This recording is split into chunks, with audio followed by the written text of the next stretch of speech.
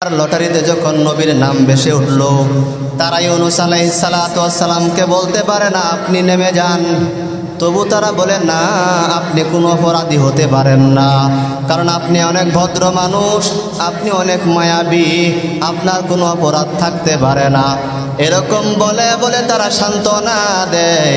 আর ইউনূস আলাইহিস সালাতু ওয়াস সালাম নিজের অন্যায় স্বীকার করে করে তিনি ভাবতে লাগলেন, আমি যদি এখন নৌকা থেকে না নামিয়া যাই, আমি একার কারণে সব নৌকাতে যারা আছে সব ডুবিয়া মরবে।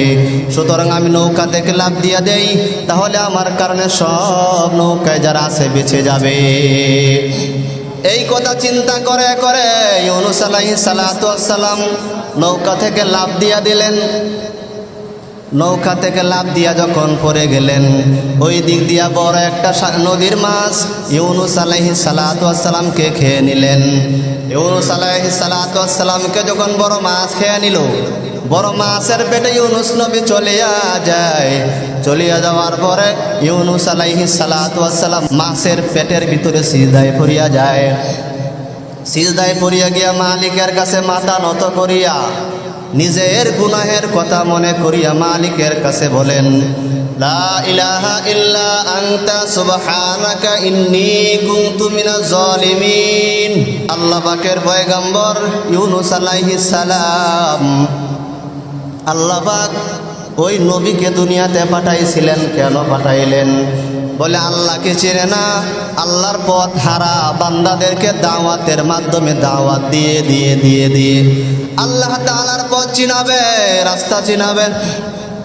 জান্নাতের পথ কোনটা আর জাহান্নামের রাস্তা কোনটা, এইটা বুঝানোর মাধ্যমে রাস্তাগুলা চিনায়া দেবে।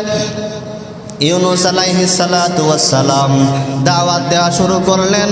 অনেক দিন দাওয়াত দেওয়ার পরে ইউনূস আলাইহিস সালাতু ওয়াস সালামের দাওয়াত গ্রহণ করলো না।